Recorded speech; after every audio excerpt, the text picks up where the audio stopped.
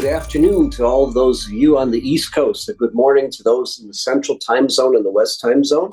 To those watching from Europe, from Israel, we want to wish you a good evening. We are very blessed today, and that is for our briefing, former Lieutenant Colonel Jonathan Conricus. And Jonathan Conricus right now is a senior fellow for FDD. And FDD, we've had the opportunity to hear from Jonathan Schanzer a number of times. We've also had the opportunity to hear from many of the great scholars there. They've now brought in Jonathan Conricus to be their senior fellow. And it's not only is it going to have a major impact in terms of foreign policy in this country, but for those of us, who are very concerned about what's happening throughout the Persian Gulf, the Arabian Gulf, for those of us concerned about what's happening in terms of the Middle East, to have someone of the substance, of the depth, and the ability to articulate and communicate, like Lieutenant Colonel Conricus, it's a blessing for all of us. And today, he's going to be giving us a briefing, and after the briefing, we'll have a chance to ask him a number of questions. Throughout the course of the last couple of weeks, Lieutenant Colonel Conricus has been traveling and meeting with participants from throughout the world of FIDF, whether it is in the northeast part of the country, other parts of the country. An incredibly stimulating person, an incredibly thoughtful person, and an incredible Jewish story, which is really the story of the people of Israel. And that's his story on an individual level, and the role that he's played as a leader, as the face of not only this war, but the face of the previous engagement that took place in Gaza, Shomer HaChamot, 2 years ago. Without further ado, it's a real privilege. It's an honor for all of us to learn from, to hear from, and to be engaged by Lieutenant Colonel Jonathan Conricus. Thank you, sir. Shalom. I appreciate those warm words, and I will try my best to live up to them and to deliver for our dear viewers, for anybody who's taking their time to be on this Zoom and to see the content that is produced by FIDF. Honored to be here.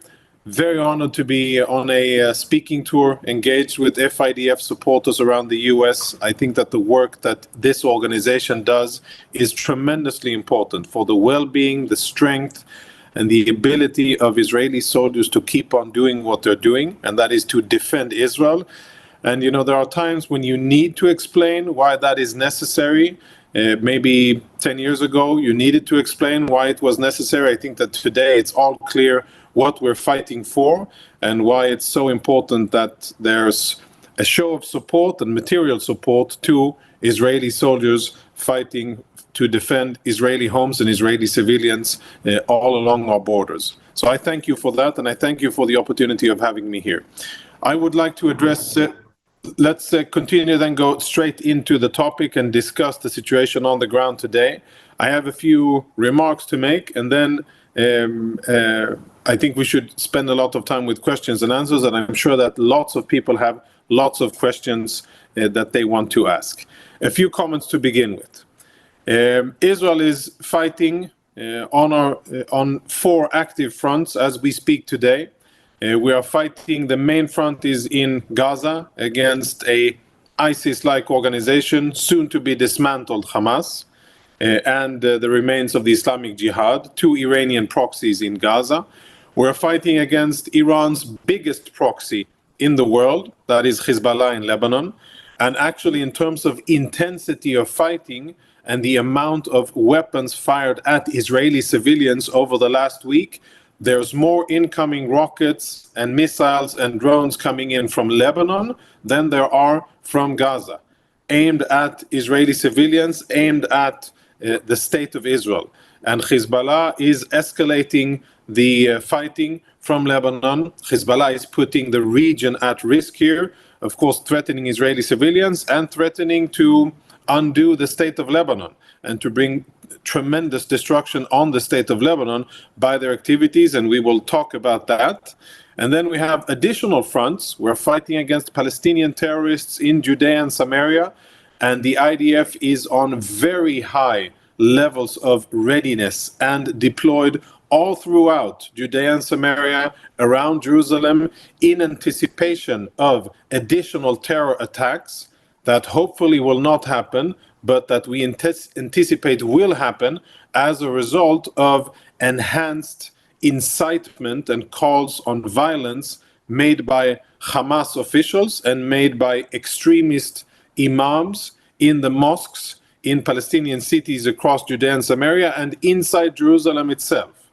And the key with preventing an all-out escalation is to be prepared and deployed in numbers on the ground, and Israeli security organizations, IDF, police, border police, Shabak, are at a very high level of readiness and deployed all over Israel in anticipation of such attacks during for the Muslims, holy month of Ramadan, which sadly, perversely over the years, instead of being a month of prayer and reflection and fasting and family festivities for Muslims around the world, is now so much associated with terror activities, with instability, with violence all across the Middle East, and of course, sadly, very much in Israel.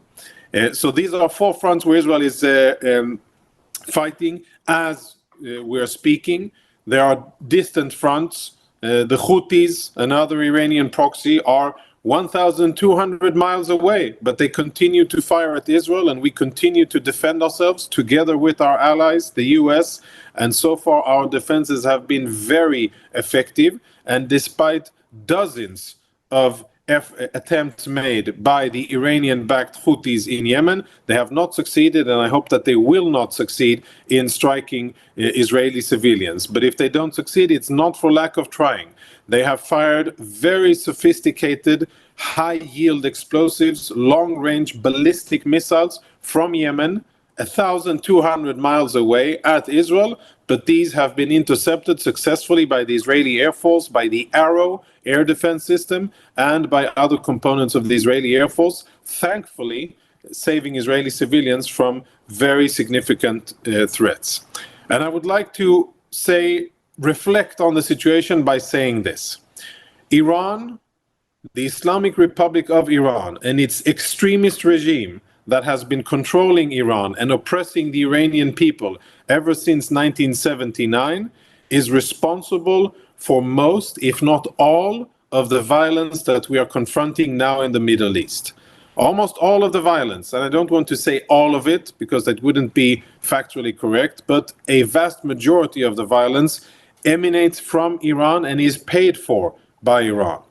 And as long as Iran has the ability to sell oil and petrochemical products, and as long as Iran is able to evade sanctions and collect money to fund their machine of terror, which they have deployed and built over many years in the Middle East, as long as they have the money, I think that they will continue to do so. And I think that it is definitely time to reevaluate the Iranian ability to continue to wreak havoc in the Middle East. Thousands of people have been killed, and there's much more violence in store, all of it emanating from Iran. Global shipping is jeopardized by Iranian proxies in Yemen, and it emanates from Iran. US servicemen have been killed by Iranian proxies in the Middle East, in Syria, and in Jordan, and that emanates from Iran. And as long as Iran remains untouched and unchallenged, my assessment is that they will continue to wreak havoc and spread violence in the Middle East because nobody is really opposing them. And I think we have to pause and think about that situation for a second. Now let's speak a little bit about the situation in Gaza. Israeli troops are fighting bravely and professionally in Gaza, defeating Hamas in each and every tactical encounter on the ground. And depending on the news that you may consume, that may not be the picture that you're seeing on your newsfeed or in your social media, but let me assure you from first-hand encounters, wherever Israeli troops meet Hamas terrorists or fighters above ground or below ground, those engagements end clearly and decisively with an IDF victory and with either Hamas fighters, terrorists being killed or surrendering. And that is happening in Khan Yunis as we speak. It is happening in the central camps, and it is happening in Gaza City. The next stage that will and must happen will be for the IDF to move into Rafah, to dismantle what's left of Hamas infrastructure, to dismantle the tunnels leading in from Egypt into Gaza. The tunnels are the backbone, the lifeline, and the supply of oxygen for Hamas and all of the other terrorist organizations. And Israel will not win the war without taking out these tunnels. And anybody who says that Israel can defeat Hamas and achieve the goal and the eight, anybody who says that Israel can achieve its goals and to defend Israeli civilians without taking Rafah, anybody who says that is either misinformed or willfully misleading people listening. And somebody needs to mute. Midbarim Communications, please mute, and I'll continue speaking. Back to the topic at hand. So that is the situation, and the sooner the IDF gets going in Rafah, the better for Israel and the better for Palestinians. If we have people here listening and watching our Zoom, and if they are concerned with the well-being of Palestinians, with humanitarian suffering, which is present in Gaza, and people are going through hardship, and Palestinians who may not be directly affiliated and supporting Hamas are suffering, yes, the sooner the IDF is able to go into Rafah and defeat Hamas, the better for civilians in Gaza suffering as a result of Hamas's actions and Hamas's violence against Israel. And anybody who cares about Palestinians shouldn't oppose Israel from defending Israelis, but it should support Israel in getting on with the fighting, with defeating Hamas, with denying Hamas the ability to continue to fight, and then starting the long and challenging process of rebuilding Gaza, de-radicalizing it, getting rid of the hostile and terror-supporting elements like UNRWA and like others who have had a pervasive hold over the Gaza Strip and have had a toxic influence for many years in Gaza. The sooner, the better. And I'm saying it, I care about Israeli civilians and the security of Israelis, but those who care about Palestinians as well should listen to that and should support the fast removal of Hamas, of UNRWA, and for independent Palestinian institutions to be built in their wake. It's going to be a long and difficult step for Israel and for the free world to rebuild and de-radicalize Gaza. I don't think we have enough. Going back to Rafah, the whole issue of rebuilding, de-radicalizing Gaza, the day after Israel defeats Hamas will be a task of tremendous, of generational importance. It will take a lot of time, and I want to calibrate expectations here. This is not something that will be done in a year or so. It will take a lot of time, but the prerequisite and the conditions are first defeating Hamas, dismantling their military capabilities, dismantling their administrative and political capabilities, and then getting rid of UNRWA, get UNRWA out of the Gaza Strip and preferably out of the Middle East altogether, but let's start where it's the most urgent, and that is the Gaza Strip, and replacing those horrible and terror-promoting institutions with Palestinian institutions that are focused on prosperity and coexistence, and not on jihad and anti-Semitism. I'm sure that people will have questions about it, so I'll leave it at that, and let's move on to two other fronts. Hezbollah in the north has been escalating, has been firing more rockets further into Israel, endangering more Israeli civilians, firing more at Israeli troops. So far, Israel continues to abide by its strategy of patience and of waiting for and hoping to bring about a diplomatic solution. 100,000 Israeli civilians have been forced out of their homes by Hezbollah's anti-tank missiles. This is a travesty, and any country around the world, I think, should understand the situation that Israel is in. The leaders of democratic free countries should have wall-to-wall support for Israel, for Israeli civilians who have done nothing wrong, are living on their side of a recognized international border under UN approval and supervision even, and they have been forced out of their homes by an Iranian-backed terror organization that is firing military weapons, weapons of high-tech weapons that they are getting from Russia and Iran at their homes. That is why Israelis are forced out of their homes. That is a situation that Israel cannot tolerate. And I think that so far Israel has been extremely patient and strategic with its response. But sadly, time is running out. Time is running out for Israeli civilians that are outside of their homes, just as time is running out for our 134 hostages that are being held by Hamas in Gaza. But going back to the north, speaking about the situation, every day that goes by brings us closer to military confrontation. Israel has so far tried to avoid it and taken only defensive measures against the aggressive activities of Hezbollah. But every day that goes by and a diplomatic solution isn't reached forces Israel to take matters into its own hands. And what that means will be that there's a possibility of an all-out war between Israel and Hezbollah, which could be very destructive for Israel and for Lebanon, but it could also, going back here, it could be difficult for, destructive for Israel and for Lebanon, and it could also mean a regional confrontation. It may not stop only within the boundaries of Israel and Lebanon. Think of it. An Iranian proxy controls Lebanon, and it is threatening to drag Lebanon into a war that may probably destroy many parts of Lebanon as a result of the fighting, and may probably or may draw the entire region into a war. That is what is at stake here.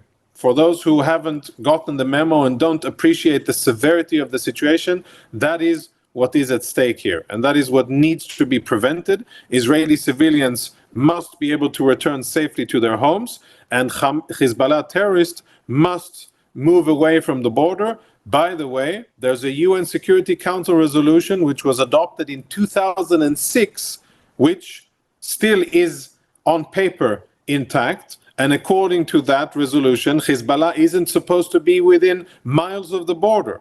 Had that resolution been implemented by UN troops and by the Lebanese state on the ground, we wouldn't be in this precarious and very dangerous situation that we are in today.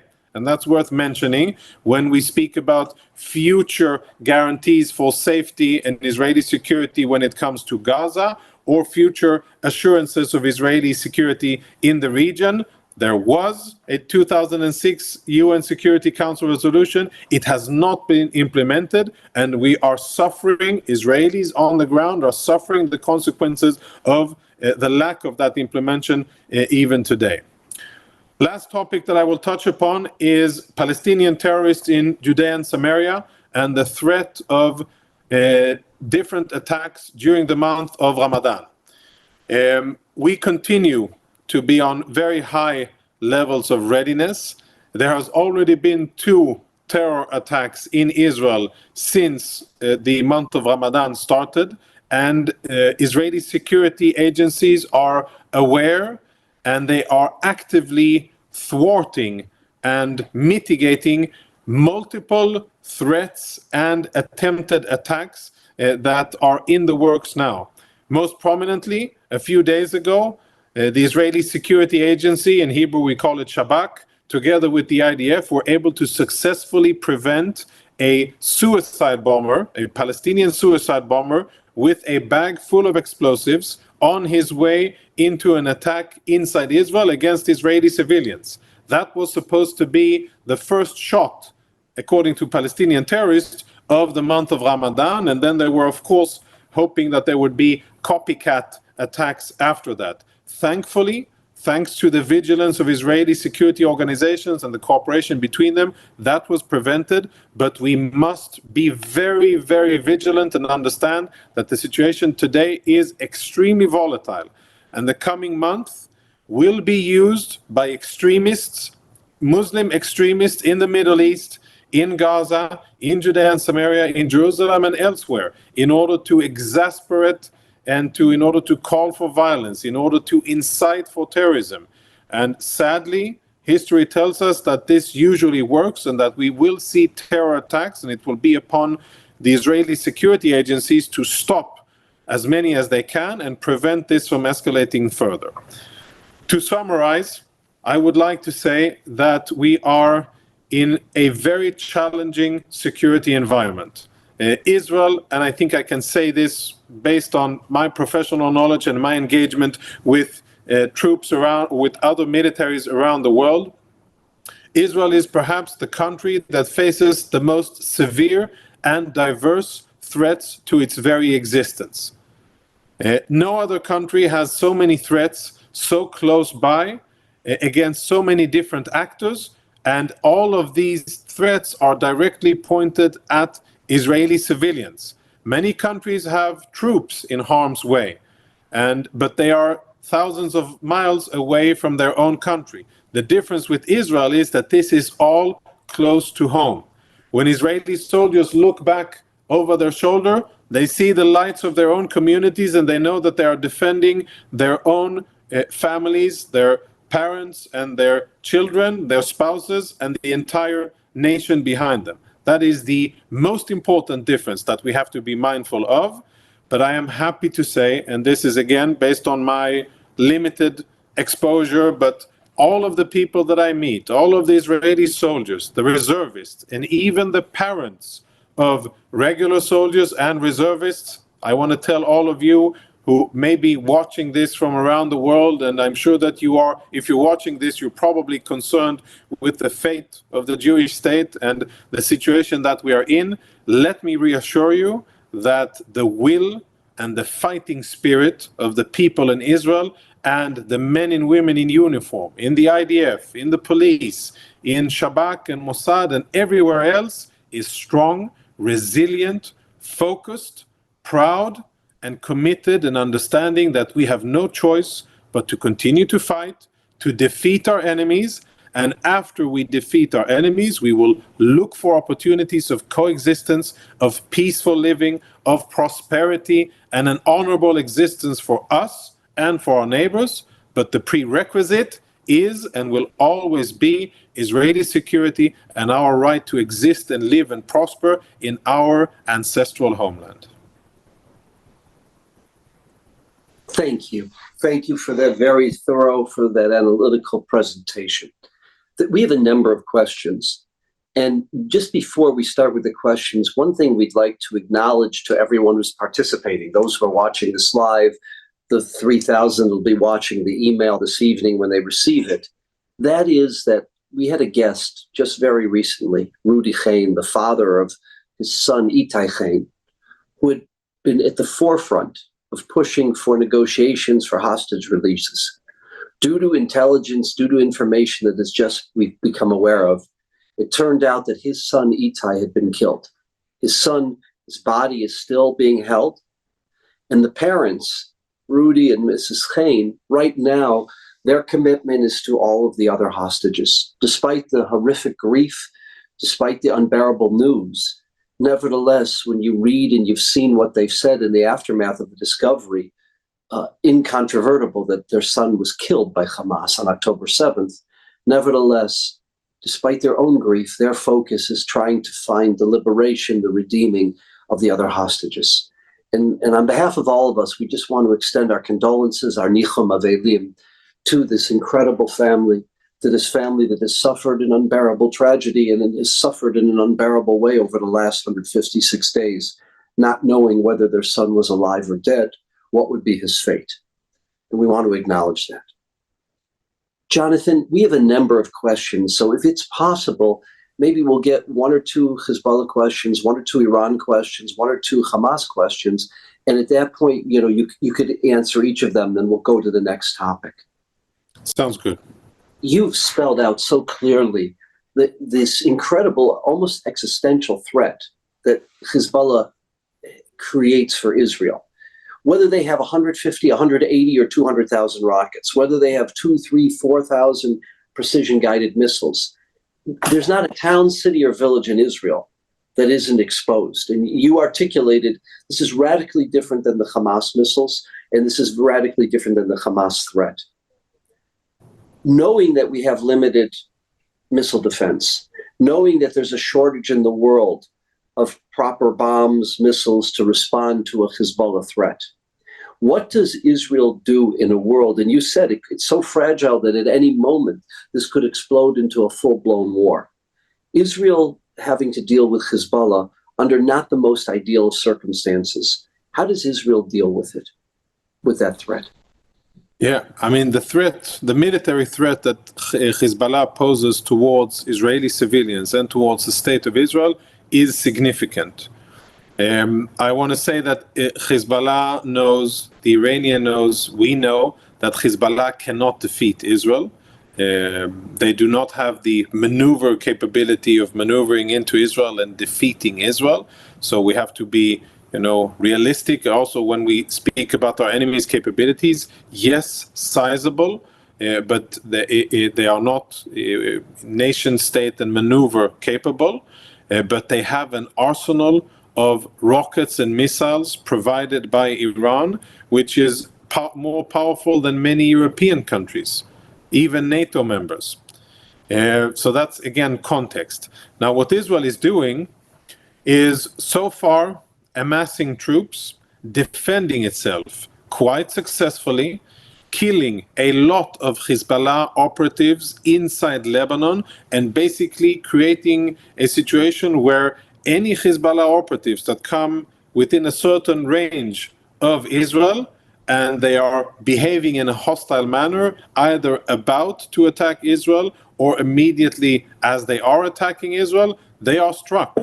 And Israel has taken a lot of countermeasures and has begun, and I emphasize begun, striking senior Hezbollah officers, mostly at the tactical level in southern Lebanon, not yet high command in Beirut, but at the tactical level, and this is a decision. It's not by coincidence or mistake that these are the guys that have been targeted and eliminated by Israel, because these are the guys that are leading the military activities against Israel. That is why they are being targeted.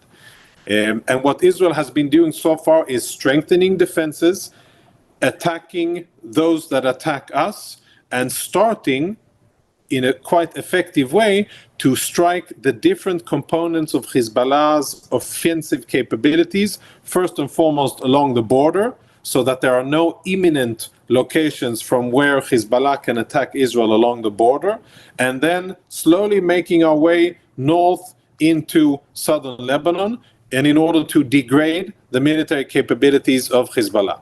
But all of that is being done in a very deliberate and careful and responsible way, based on the assessment and the understanding that Israel is not seeking war. Had Israel been seeking war, then Israel would have been totally justified, according to international law, to launch a defensive war against Hezbollah, because they have been attacking Israel with firing more than 3,500 rockets and other types of munitions towards Israel. So we would be totally justified in doing so, but Israel has decided to be strategic and careful, mindful of the massive destruction that will follow if there is war between Israel and Hezbollah, and acting in a very responsible way. I mention this because many of the people watching this, we know how things start and then we know how things end. We know that Israel most of the times is attacked by its enemies and then enjoys a short period of sympathy and international support.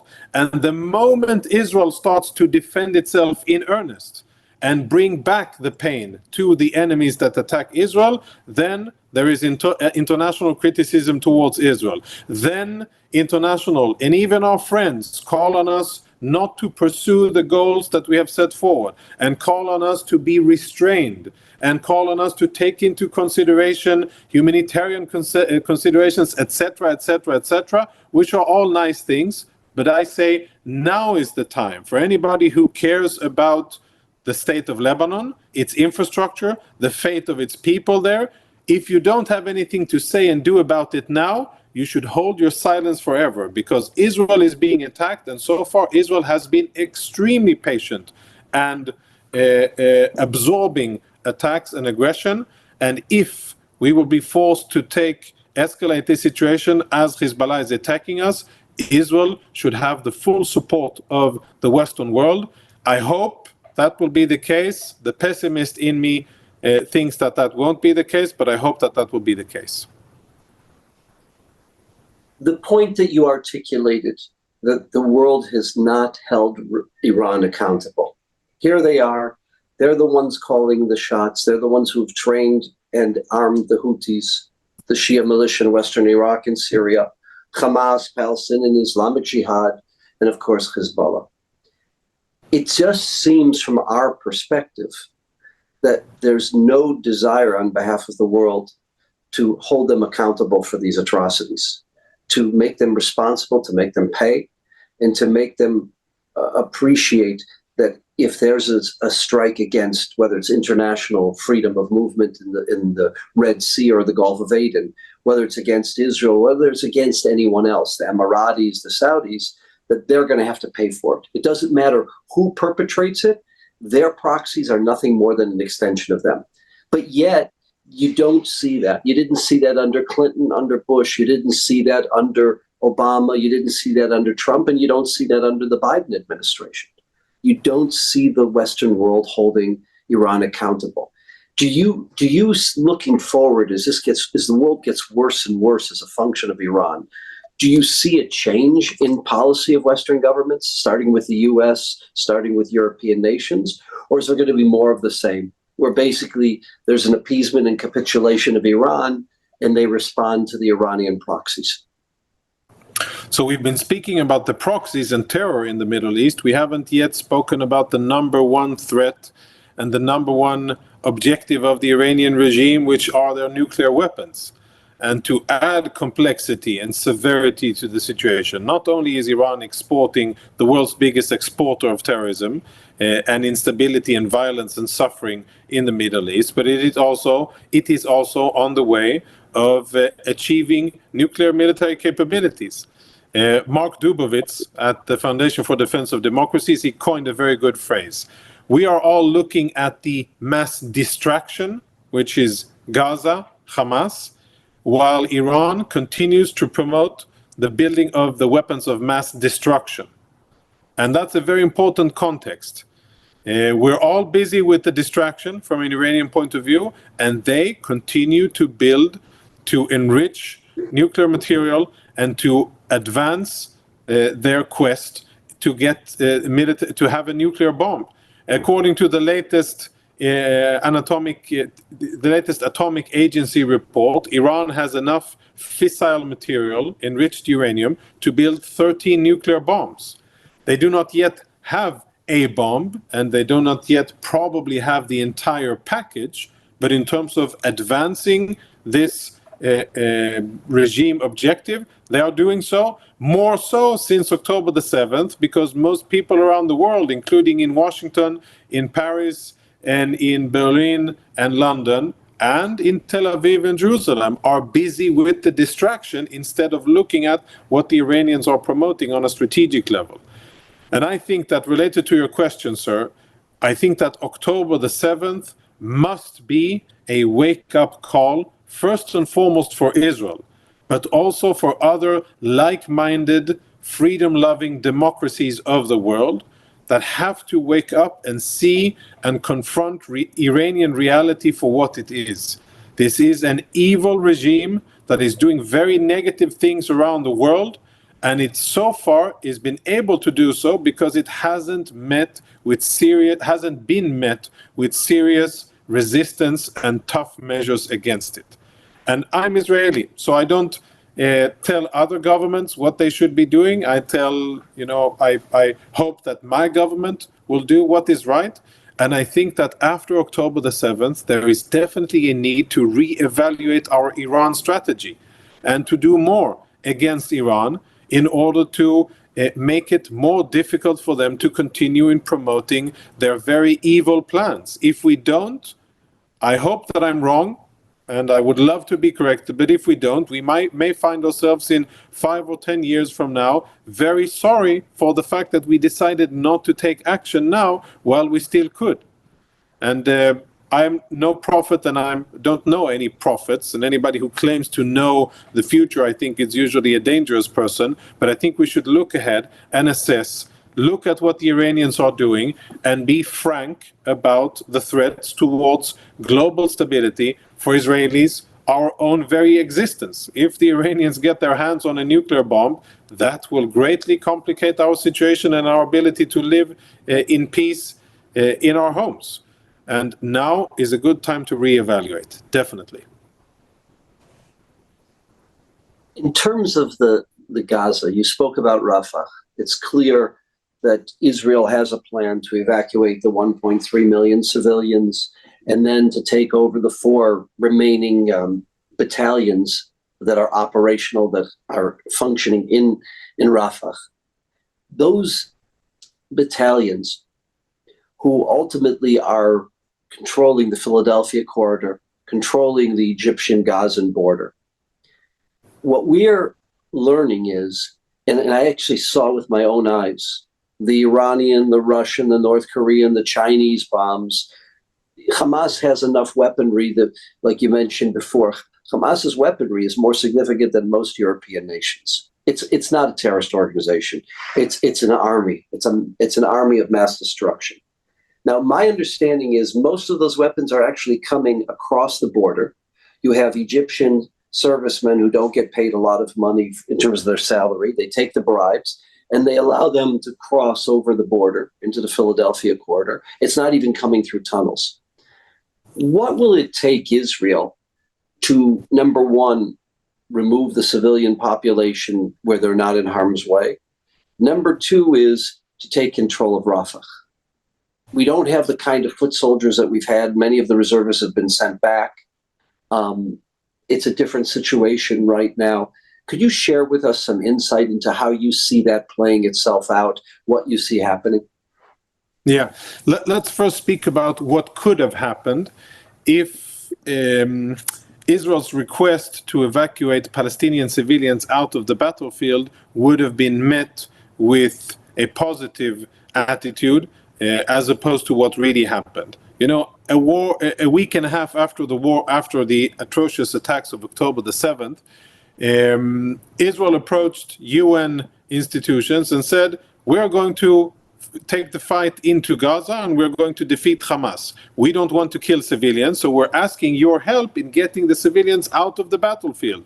We're going to focus on northern Gaza, so let's move people south.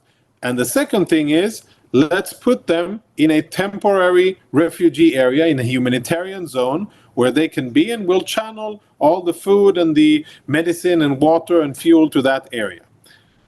Israel got no's, right? 2 no's. No, we're not going to help you move people south. We're not going to rescue and evacuate people, and we're not going to build a humanitarian zone. This was the answer given by UNRWA and other UN institutions who, should be reminded, their job is to protect civilians. It's to provide humanitarian aid. And I think it's the most horrible and cynical example of a UN body failing in the very core of its mission. They are there, they are paid for and funded by US taxpayers and Norwegian and Swedish and Canadian and many other probably well-intended countries around the world. And instead of doing what they're supposed to do and save civilians from the horrors of war and getting them into relative safety, they have been opposing that. And the fact that there are internally displaced Palestinians in Rafah today is the direct result of UNRWA's policy. They are accountable. They are complicit for each and every Palestinian who isn't getting enough food and is going through hardship and is exposed to the weather and is in not good locations and temporary facilities. That is because of UNRWA's decision not to build a humanitarian zone and not to cooperate with Israel. Now, as sad as that is, that still doesn't absolve Israel from winning the war. yes, there are civilians there, and yes, they have to be taken out of the battlefield so that we can focus on the bad guys, on the enemy, and killing the enemy. And we won't do that as long as the civilians are there, as long as they are used as human shields, because we are compassionate, because we care about the sanctity of human life, and we don't want to kill civilians who have nothing to do with the fighting. And therefore, we want to get them out of harm's way. Sadly, should have been done by UNRWA, wasn't. Now, it can either happen in one of three ways. One is that UNRWA and the UN have a come to Jesus moment, and they go back and repent and say, okay, we really need to provide humanitarian assistance, and they build a humanitarian zone. That's one option.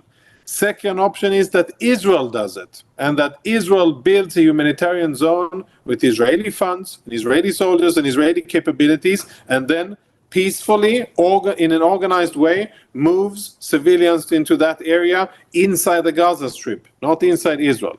And the third option, which existed all along and could have saved countless lives and tremendous suffering, would have been for Gazans to temporarily be evacuated into Egypt, into Sinai.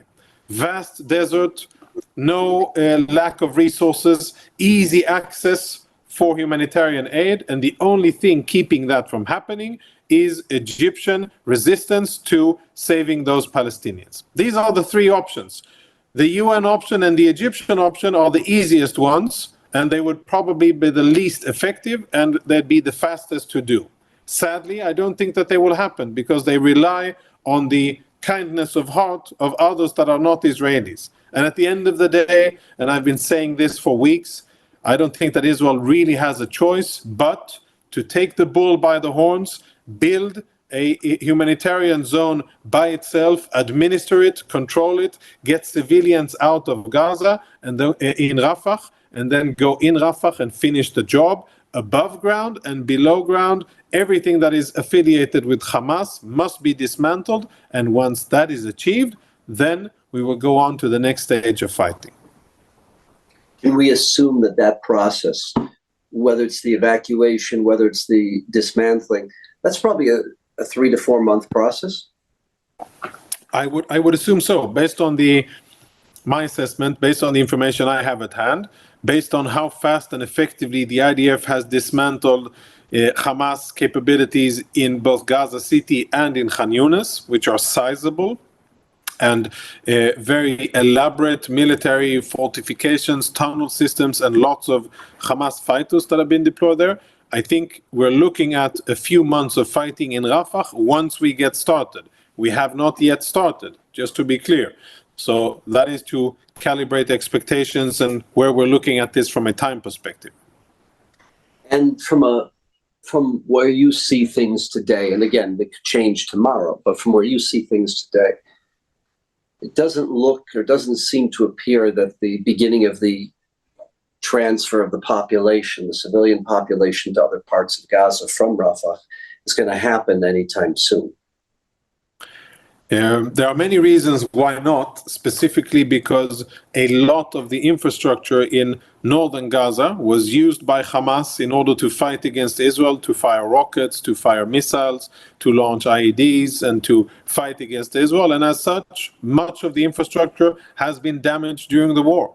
And in terms of conditions for civilians to go back into other places of the Gaza Strip where they were before, they don't exist on the ground. And I think that the responsible thing to do for anybody that cares about well-being and the existence of civilians there is to build a humanitarian zone with proper tents, with sanitation, with electricity, with water and fuel and food, etc., and to do it in such a way that it will allow these people for the foreseeable time, months, maybe more than that, maybe a year, to live, to have their basic needs provided. The conditions in northern Gaza are not good as a result of Hamas's positioning inside civilian houses and use of civilian infrastructure. A lot of it has been destroyed, and I don't think that it is fit to be used by civilians. And it would be very reckless to put them there in terms of, the spread of diseases and the ability to provide humanitarian aid and food, etc. Very, very difficult. So this whole horrible, unfortunate situation, and war is horrible. It's suffering, it's misery, it's death and injury and tragic stories for everybody involved. But at the end of the day, again, let's keep track of this. Israel didn't want this. Israel didn't start the war on October the 7th. We didn't maneuver into Gaza and take 240 Gazans hostage, and we didn't massacre Gazan civilians. This was started by Hamas, and what Israel is doing now is protecting its own civilians from a future attack. That is the scope of what's happening. And until Israel completely defeats Hamas, we are only kicking the can a few months or years down the road. And that, I think, is a policy that Israel no longer can entertain and must not do. And it is imperative that we complete the mission and protect Israeli civilians and provide Israeli civilians with the defense that they are entitled to live safely and securely in their homes, behind internationally recognized borders. There's nothing more justified than this. And anybody that claims otherwise, either ill-informed or knowingly misleading. Thank you. Thank you for that extremely thorough analysis. And these are not simple issues, these are complicated issues. And as you said in your introductory remarks, what Israel is dealing with, no country on earth is dealing with. The number of fronts that it's facing, the challenge of those fronts, that it affects every component of the Israeli homeland. And it's a very, very challenging time. And we want to thank you for your insights, for your analysis. Thank you very much. Do you have any closing words or any last thoughts you wanted to share with us? Yeah, I think that, first of all, again, thank you for having me here. It's very important to, that we keep informing people who support Israel, but also people who are intellectually honest enough and interested to listen to what Israel has to say, what Israelis have to say. They may not support Israel, but they want to hear at least what Israel has to say. And part of what you're doing here is very important in getting that message out. So I'd like to thank you for what you do and the ability to be here and speak. Second, support. And here I'm talking with people who feel it in their guts and in their heart. They understand the severity of the situation and the necessity. Whatever you feel is the most important thing to support, please go ahead and take action. And support Israel, because Israel today needs support.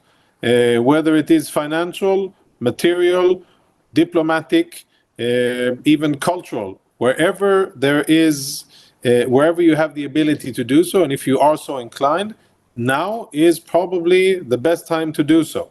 And FIDF does tremendous work, and I suppose that everybody on this call who receive it via the email are already supporters of FIDF. If they are not already, then now is probably a very good time to be so.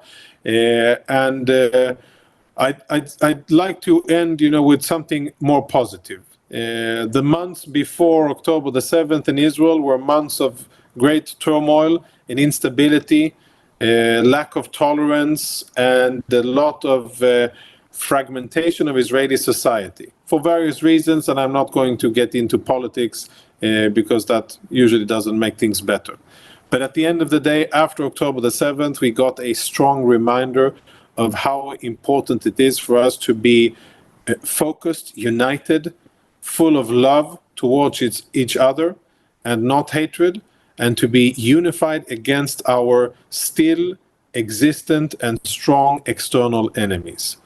And I think that there's tremendous displays of unity, of love, of support, of really noble behavior by Israeli civil society, by private citizens who are stepping up and filling in voids that have been created by various things. And equivocally, and same thing, mirror image of support for Israel from around the world, from Jews and non-Jews alike, who understand the time of need and are stepping up. And I think that if we are smart, and with this I will end, if we are smart and creative and patient, the horrible atrocities of October the 7th may and will be used in order to build a better future for Israelis and for the region.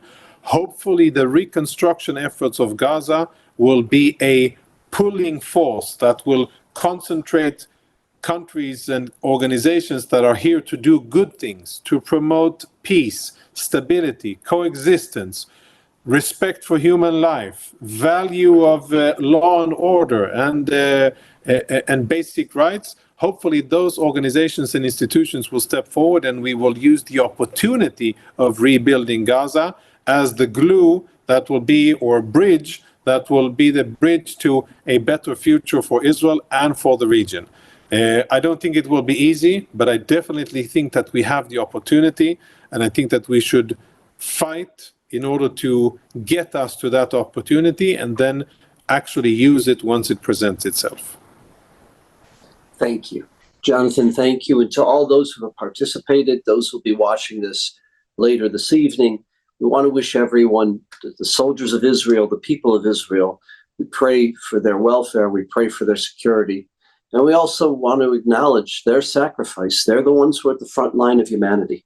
This is the war that's ultimately going to shape the 21st century. This is much more than Hamas. This is much more than Hezbollah. Are we going to have a 21st century of justice, morality, and ethics? Or it will be an axis of evil led by Iran, China, and Russia? That's what's at stake. The world is not always appreciative of that. The world doesn't always get it, but that's who they're standing for. That's who they're defending. And Jonathan, you've been the face of that moral, there's no moral army on the face of the earth. There's no more ethical army on the face of the earth. You've been the representative, you've been the poster child, speaking to the world, sharing what that army has gone through, how that army deals with brutal, vicious enemies. And we can't thank you enough. And now in your career, this change that you've left as a member of the IDF, now you're going to a position of very, very significance as a senior fellow for the Foundation of the Defense of Democracies. And FDD is an organization that impacts nations, impacts foreign policy, impacts, please God, the world. So we're very, very excited for this new stage in your life. And we're also very excited to learn from you, to grow from you, and to listen to your analysis. Rabbi, I appreciate that very much. And let's hope for a swift return of the hostages to their families, and for victory on the battlefield, and for positive things for Israel and the world. Thank you. Thank you, sir. Shalom. Shalom.